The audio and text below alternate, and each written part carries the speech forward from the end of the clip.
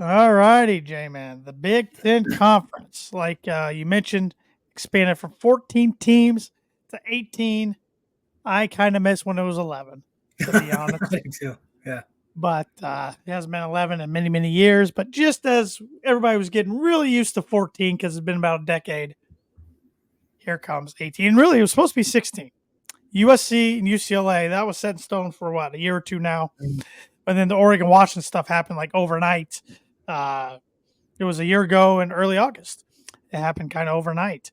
I felt like, and they just rushed them in because they were panicking because the Pac-12 was going to disintegrate. So here we are. Yeah, it's going to take a long time to get used to. I don't think the Big Ten's done expanding. I think we'll get to 20 eventually, but I'm not even going to guess on who those other two teams could be. That's a subject for another podcast on another day. So, but who do you have winning Big Ten this year? So I did the playoff predictor where I went game by game and chose each. I did as well. And so I have their records here too. And I have Oregon in their inaugural season winning the Big Ten at 12-0. Great minds think alike. Quack, quack. I got Oregon 12-0 and, of course, 9-0 in the Big Ten.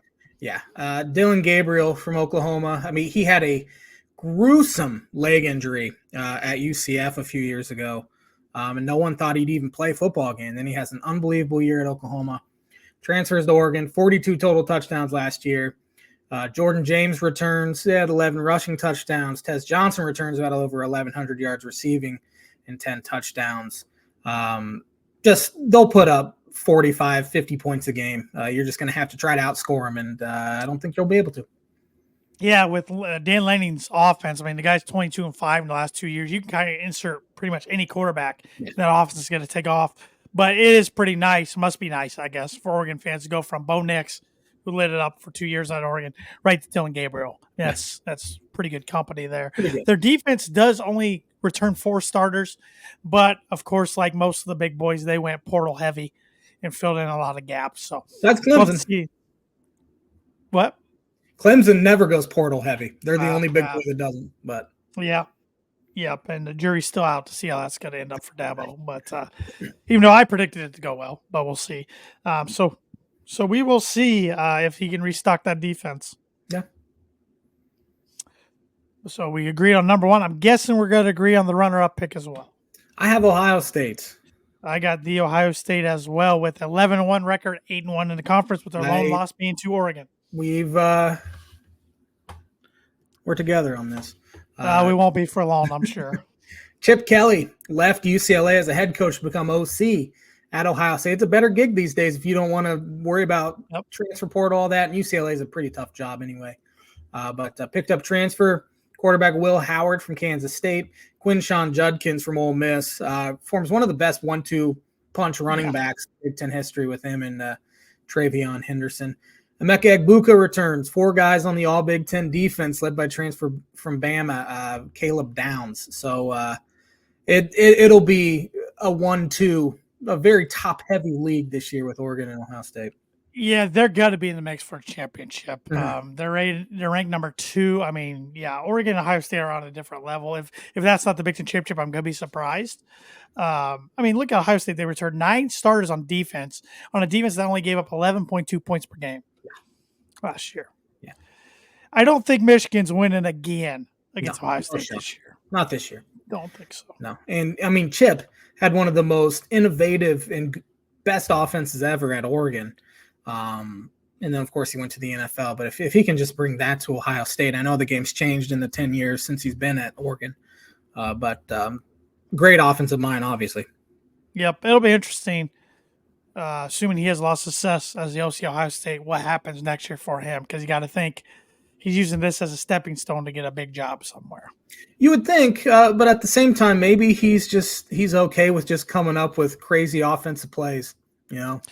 And that's assuming everything goes well and he's still there, because if Ohio State loses a couple games, Ryan Day's probably fired, and who knows what happens for Chip Kelly's future. Yeah.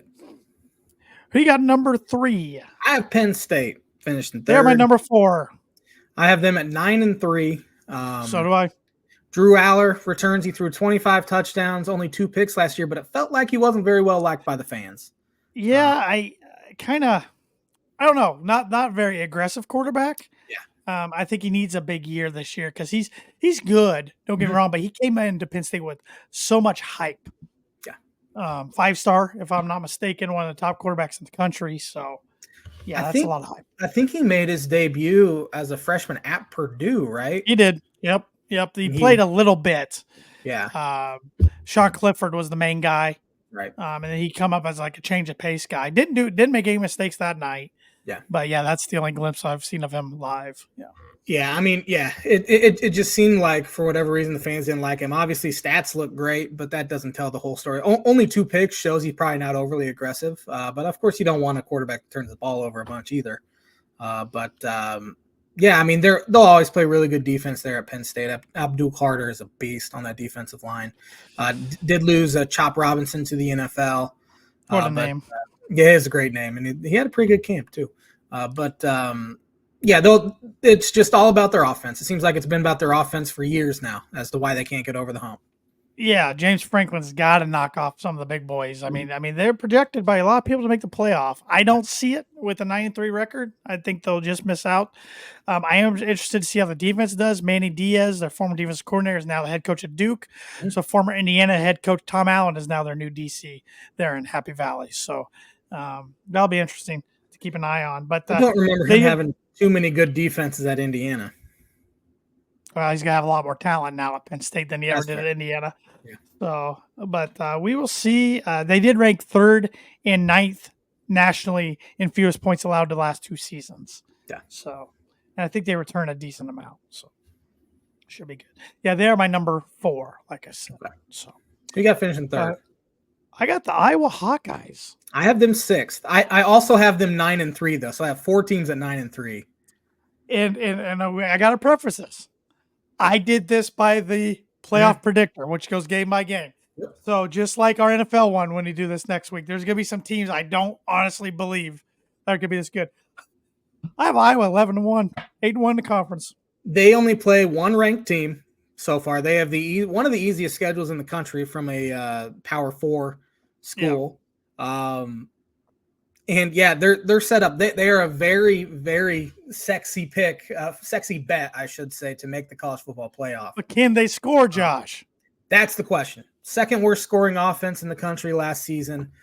But they were 4th best scoring defense. Phil Parker is arguably the best defensive coordinator in the country. Yeah, he is incredible.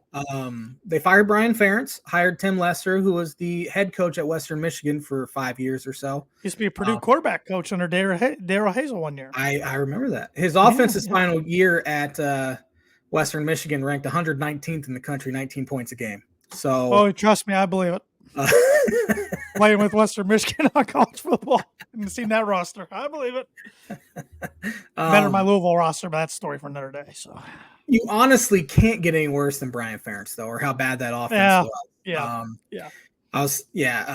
Deacon Hill, who was I would put Deacon Hill in the 3 worst starting quarterbacks to ever play Big Ten football.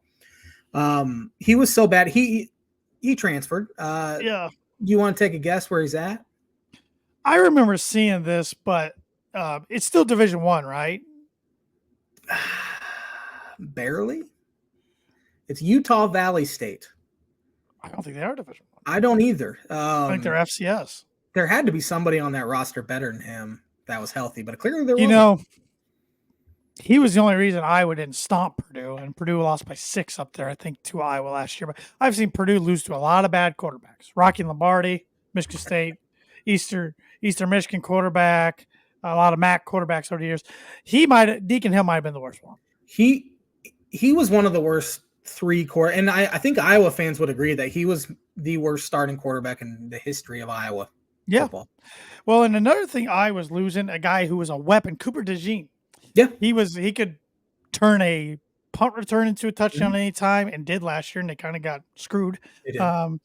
Or interception or fumble at any time. So they do lose that weapon on defense. That kind of helped their scoring average, because that's one thing football statistic I've never agreed with, is like defense scoring helping the offensive average. Yeah, I don't think that's right. But yeah.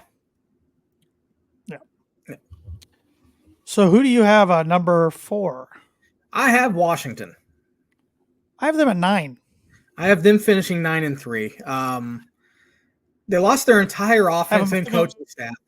4 in the conference. So, lost their entire offense, coaching staff. Bunch of transfers coming. Will Rogers from Mississippi State, 94 career touchdown passes, was bad last year after, of course, Mike Leach passed away.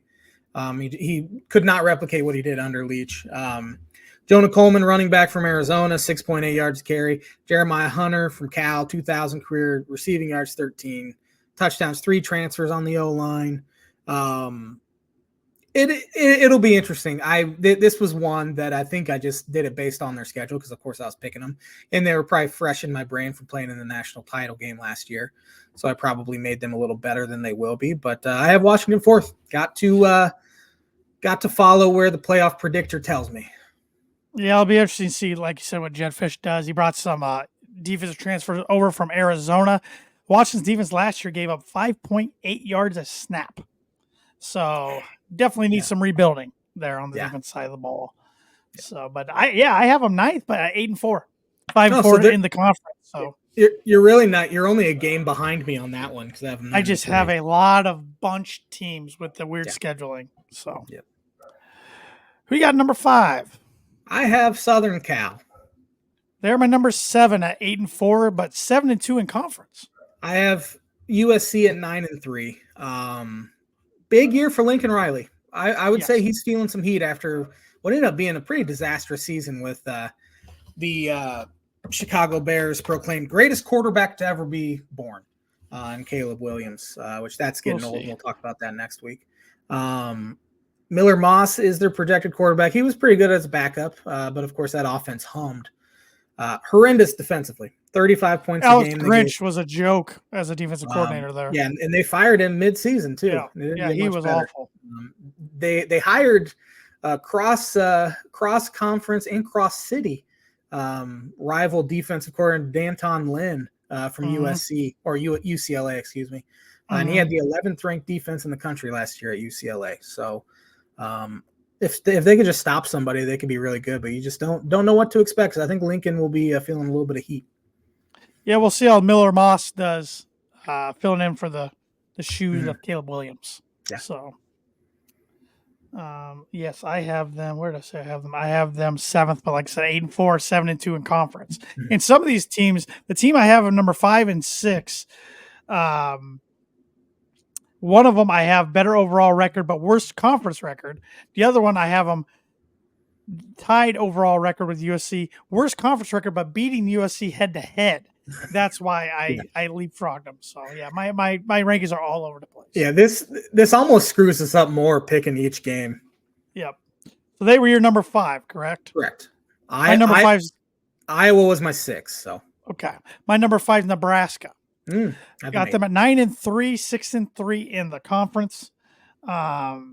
Yeah, this isn't Scott Frost's Nebraska program anymore. Nope. I hate to say it by somebody who likes to root against Nebraska from time to time. Matt Rule, I think, is going to get them going this year. But last year, his team had 31 turnovers. It was a minus 17 turnover margin. Got to cut that down. They were one of the worst teams in games decided by 7 points or less. Yes. They lost, like 18 in a row or something like that? Yeah, they lost 5 just last year by 1 score. They do have Boy Wonder, as their fans are calling him, 5-star freshman Dylan Raiola, I believe is how you pronounce his last name. Raiola. He was committed to Georgia, then flipped. Looks like Patrick Mahomes. Wears number 15. Tries to have the mannerisms like Patrick Mahomes. Did look really good in their spring game, I will say. But we will see. This is a Nebraska program that hasn't been bowling since 2016. Do you remember Dylan's dad, Dominic, with the Detroit Lions? Longtime offensive lineman. I do not. He retired probably, I would just say, 6-7 years ago. Good offensive lineman there. Offense scored 18 points a game last year. But defense was much improved under Matt Rule, which they only gave up 18 points a game. Right. And I mean, Matt Rule's proven program builder. He did it at Temple, did it at Baylor. I mean, his first season at Baylor, he went 1-11. And then he had him, 10, 11 wins in his third year. Of course, he was a disaster in Carolina. But sometimes Guys just aren't cut out for the NFL. Look at Nick Saban for one. Steve Spurrier. Steve Spurrier, yeah. There's countless guys that have not had success in the NFL, but have been great in college. So Yep. I have Nebraska finishing 8th at 8-4. It's been interesting with Rule after he leaves those programs. Those programs suffer big time. They do. So he knows when to get out. So you got Iowa number 6, if I remember correctly. I have the Michigan Wolverines, the defending national champions, number 6 at 8-4, 6-3 in the conference. I haven't finished in 7th at 8-4. All right. So it's gonna be interesting. No Jim Harbaugh. Of course, he's on to the NFL at the Chargers. But the guy who took over in the interim late last year, Sharon Moore, is the head man now. They're not going to be using Connor Stallions this year, or at least not him. Maybe they'll use somebody else. I don't know. Yeah. But a lot of question marks there in Ann Arbor. Yeah. A lot of question marks. Yeah, lost J.J. McCarthy to the NFL, Blake Corum to the NFL. Donovan Edwards poised for a big year. It seems like he's been poised for a big year for a few years now. Now he finally gets to be the dude there. Alex Orji, I don't know how to pronounce his last name, projected starting quarterback. Defense will always be good. They're led by Mason Graham and Will Johnson. It's crazy how, they cheat and they still kind of deny everything. They don't take any sort of accountability. Oh, no. You look at Iowa, they cheated. They had some sort of recruiting violation, and now Kirk Ferentz and one other coach is suspended game 1, and they took full responsibility. You have not seen that once from Michigan. No, and you won't. And you won't. My main concern for Wolverine fans is they lost all 5 starters on the offensive line. Yeah. So, I know they got great back, like you said, Donovan Edwards, but brand new quarterback for that team. So that's going to be something to watch out for. And they still have tons of talent, more than a good percentage of the college football teams out there. But I just don't think they're going to be as strong as they have in the last couple of years. Yeah. All right. So you said your 7th. Have you said your 8th team yet? That's Nebraska.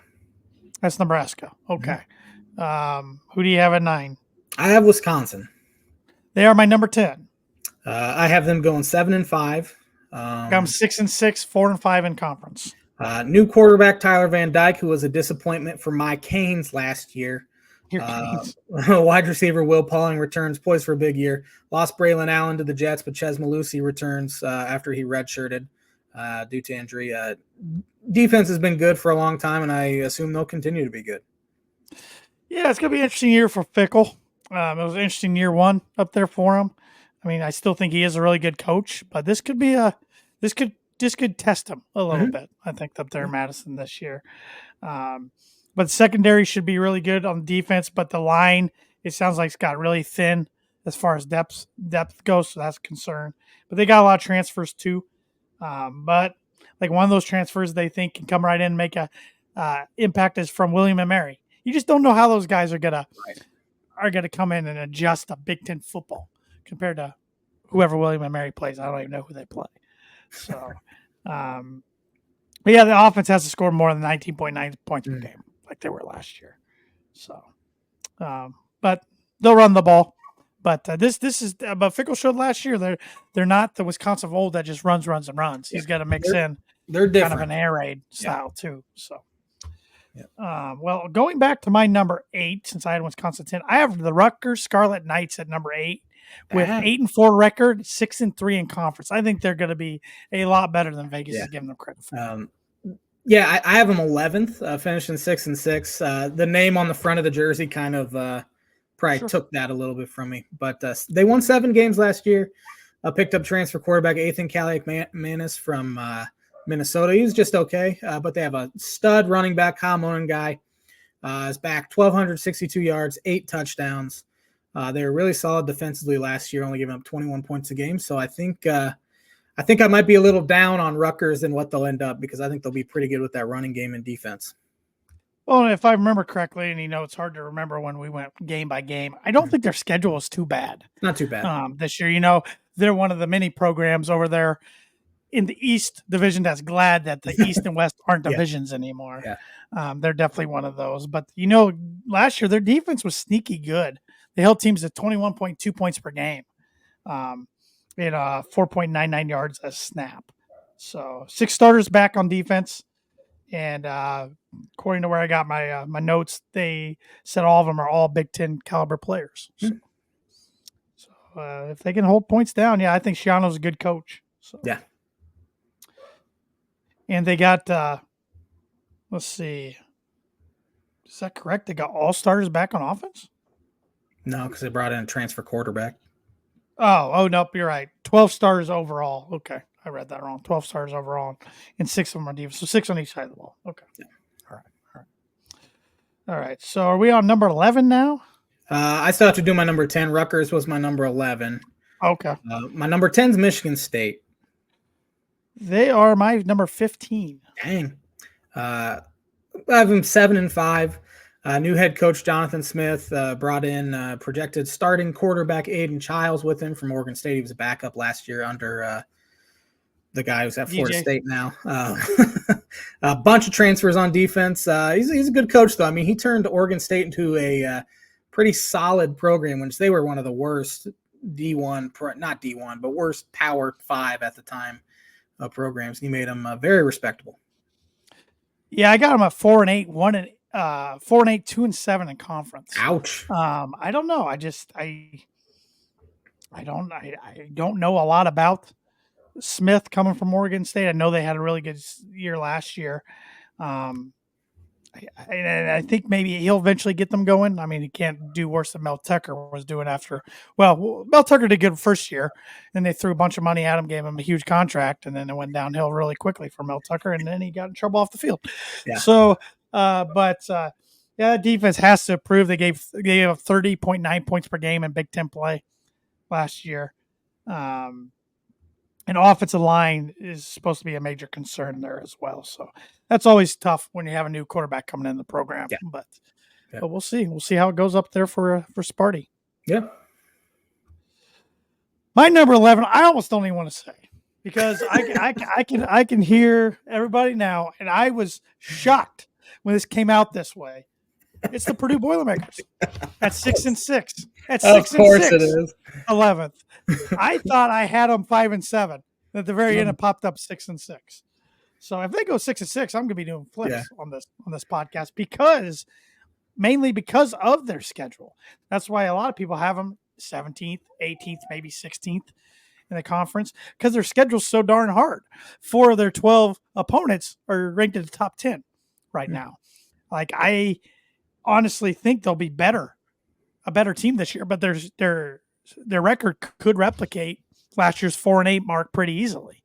I mean, a lot of things have to go their way to get to that 6-6 mark. They have to win some swing games like Illinois, Northwestern, Nebraska, Michigan State. Those are swing games. Indiana, those are all swing games right there. You got to win a couple of those because you're probably not beating any of those 4 top 10 teams. But here's my bold prediction, J-Man. So they get 3 of those 4 top 10 teams at home in Notre Dame, Oregon, and Penn State. Purdue beats one of them. Okay. And I actually had them beating Penn State. Okay. That's in November. Who knows? I'd rather play them in September than November. Yeah.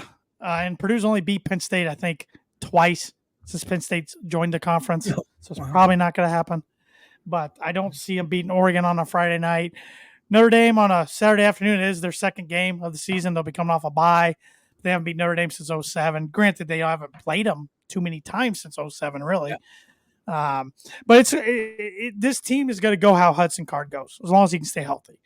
I think he's a pretty darn good quarterback. I think when healthy, he can be a top 5 quarterback in the Big Ten. I think he's got that skill set. I think he improved it, showed it off last year against Minnesota and Indiana down to was kind of healthy, but he was banged up for the back half of the season, missed the Northwestern game. They lost on the road to Northwestern, which I think they would have won if he would have played because they were pretty competitive with Bennett Meredith and Ryan Brown.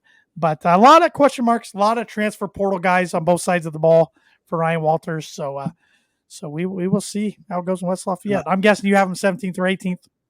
I do. I don't have him 18th though. So I have him 17th. One thing that's what record? 3-9. One thing that's I think I have them losing all the swing games. Honestly, I think that's but one thing that's stayed consistent over the 7-8 years we've been doing this, you always have your team about 2 wins better than they are. Yep. We'll see. They'll probably be somewhere in the middle, likely. I can see them get to 6-6. I was surprised I had them 3-9, honestly, but that schedule is brutal. I thought I had them 5-7 because I think when I was asked earlier today by Sean Shriver, very good friend of the show, he was asking my dad and I different record predictions according to Vegas over under. I had Purdue 5-7, and then I did the schedule thing after. I don't know how I gave out 6-6. I must have gave them a swing game. I know I didn't pick them against Nebraska because I had Nebraska start off like 6-0. So I don't know who. I don't know which one besides Penn State that I would have had that I don't think will happen. It might have been at Michigan State, maybe, or maybe at Indiana. Where's it's no, at? I think I had them losing at Michigan State. So I don't know. They play at Indiana. I think that's the difference between IU and Purdue. I think I just gave the home team. So I'm always way too generous to the home teams when we're doing that playoff predictor thing. Bad Mooney saying, "Going bowling, we accept your prediction." Oh yeah, if Purdue can get 6-6, I'll be thrilled. I'll be thrilled. So you have them 11th. Yes, it's 6-6 with a 4-5 conference record. Right. I have Rutgers 11th at 6-6. Okay. At 12, I have Indiana Hoosiers at 5-7 with a 2-7 conference record. And earlier when I was texting Sean, I had them 7-5. So I have Indiana 16th at 4-8. New coach Kurt Signetti. Ton of excitement for the first time in a while, really. 14 of 22 projected starters are transfers led by Curtis Rourke from Ohio. Struggled last season, but threw 25 tutties in 22. So, obviously when you hire a new coach, there's going to be a level of excitement around you, but it feels like IU's had some decent excitement so far. I think if I read it correctly, they lost more players to the portal than any Division I school, or at least Power 5, Power 4 school, but they also brought in the most as well. Yeah. So it kind of balanced itself out. He brought a lot in from James Madison. He was 52-9 there, James Madison, from 2019 to 2023. So that's why Hoosier fans are kind of excited. And their schedule, they got a chance early. They can really jump out and get 4 or 5, maybe even 6 wins right off the bat and get really rolling. So, but I think that's one of the reasons I had them 5-7. I had them losing week 3 at UCLA, which is going to be a key swing game, I think, if they do want to go bowling. Yeah. So we'll see. I have Maryland finishing 12th at 6-6, 8 wins last season. Billy Edwards Jr., projected quarterback. He was only 33% completion percentage, backing up to his brother. Roman Hemby, great. He'd be a great fantasy pickup in a PPR league. 38 catches out of the backfield. Ty Felton, Caden Prather, good wide receiver duo. Solid D from last year, so they'll be okay. I have them at 13th, 5-7 with a 2-7 record in conference. So it's going to be weird seeing somebody back there that's not Tua's little brother for the first time in a while. Yeah, long time. Yeah. The Big Ten's all-time leader in passing yards. It's crazy. Yeah. 13th, I have Illinois finishing 6-6. I got them 14th at 5-7, 3-6 in the conference. Yeah, I think I wouldn't even say 7-5 is their ceiling. I think probably 6-6 is their ceiling. I don't think they'll be much worse than 5-7 though, so I think they'll be right around there. Pretty mediocre, honestly. But from what I've been reading, people around the program very bullish on the offense. They think they'll score a lot of points. Luke Altmaier returns, and he was supposedly been fantastic throughout the spring. And in training camp. Caden Fagan had a fantastic freshman year before he got injured. He jumped about everyone on the depth chart as a true freshman running back, and the offense really took off when he went in there. Then he got hurt at the end of the year. But they are scared to death of this defense and not sure they're going to be able to stop anyone. Of course, they lose Johnny Newton to the NFL, and they're still recovering from losing 4 starting defensive backs to the NFL. And after 2022 season. So I think they'll be right around 5-7, 6-6. I probably gave them a little bump. How many wins do the line I need to get J-Man back on the bandwagon? 8. 8? Okay. Yep. So it's going to be tough because they have 7 wouldn't get you back on? 7-5 with the new Big Ten? It might. They might at least have you flipping them on TV. Yeah, honestly, I'll probably watch. I don't know if I'll watch the whole thing on Thursday because it's an 8 o'clocker, and I got a 9-month-old. Yes. I got to get up for work, so I probably won't watch the whole thing. Yeah. But I'll have them on. I'll just say that All right. on Thursday. Right. But 7-5 might get me back, but they have a pretty tough schedule too. I know they have to go to Oregon. They really have to win Saturday night, week 2 against Kansas. That's a swing game. That's a big swing game. I mean, you have a not national audience, but top 20 team comes in, which is Kansas, which is weird when they scheduled this. It's like, oh, those are 2 easy wins, and now Kansas is halfway. What happens? Yeah. So they need to win that one because it's at home. But I think I had them losing that one. That's why they're out on the outside looking in for me in the bowl picture. I think I had them winning that one. So that's really the only difference between you and I. Yep. But 15th, I had the Spartans. So okay. 14th, I have Northwestern. I got them 18th. I got them worse in conference. 5-7. Incredible job by David Braun last year to somehow get to 8 wins after taking over an absolute dumpster fire. When I think both of us and most prognosticators thought they'd win maybe 1 or 2, and they got to 8 wins. Quarterback transfer from Mississippi State, Mike Wright. He was okay, backing up Will Rogers when he got hurt. 10 of 11 starters on defense are upperclassmen, so I have some experience there. But they'll probably be just mediocre. I was too hard on them. I have them going 3-9 and 0-9 in conference. I was probably way too hard on them. I don't know. I'm not saying Braun's not a good coach because what he did last year was amazing, but I think it kind of comes back down to reality a little bit this year. I think you're different stadium. Right. Am I correct on that? Different football stadium this year too. Right on the lake. They tore down Ryan Field and they put up just temporary stands right on the lake though. So that'll be interesting come November with that wind and everything right off the lake. But no, I agree with you. I probably have them a little higher than I should have here because I think I just figured you in your Northwestern hating ways. I do hate Northwestern, but again, it's hard to discriminate when you do the playoff predictor. Yep. So if we didn't do the playoff predictor, I probably would have had them 16th through 18th, somewhere in there. Yeah, that's fair. I have UCLA finishing 15th. I got them 17th at 4-8, 2-7 in conference. And honestly, if I didn't do the playoff predictor, they're probably my last. Yeah. They're not supposed to be very good. I have them 4-8 as well. Deshaun Foster, new head coach. Ethan Garber. Fans are wondering why they hired him. Yeah. It seemed like a panic move. Hey, we need we need an alum. It was kind of felt like one of those moves. But then you're going to have to fire that alum someday. And then, Yep. Ethan Garber's pretty good in limited time last season.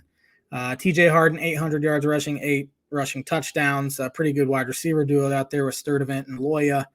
And defense was great last year, as I said, but they lost their DC to USC. So very interesting name as their new OC this year, Eric Bieniemy. Oh, that's right. I somehow missed that. Yeah, he was complaining about not getting head coaching jobs. Now he's the OC at UCLA. So good luck to you, fella. Yeah. Yes. Hey, if he can do something with there, maybe he gets a call somewhere. Yeah. I have IU 16th, Purdue 17th. I have Minnesota 16th, and that's the last team I haven't talked about. Okay, I have Minnesota 18th, 3-9 transfer quarterback Max Brosmer from New Hampshire threw 29 touchdowns, 5 picks at New Hampshire though. Can he row? Can he row the boat? That's a question. It seems like they do a lot of rowing up there in New Hampshire. I think good old PJ Stick is done. It has fallen flat. Once you start losing some games, for sure it does. I got them going 4-8, 1-8 in conference. That momentum's gone. That momentum's gone. Darius Taylor, as a true freshman last year, had 800 yards rushing in only 6 games before he got hurt, so they're expecting big things. But I don't think they'll be very good. And once you go have a season where you go 3-9, that whole row the boat thing, sprint to the other end at the start of the fourth quarter thing is gonna people start rolling their eyes after a while. Yep. They kind of hit their ceiling a couple of years ago. I felt like under him when they got 9 wins one year. I'm like, that's pretty darn impressive. But with the new Big Ten, there's teams like Minnesota, Purdue, Illinois, Indiana. There's a whole bunch, more than not. You just kind of have to accept it is what it is and kind of maybe scale back your expectations. Of course, the coaches and players aren't going to do that, but as fans, kind of have to. That Mooney here on Facebook says, "Sink the boat." Oh, I think that boat's a sinking. I do too. But good stuff. Good stuff. We'll have to see how badly our predictions age, because I'm sure they will.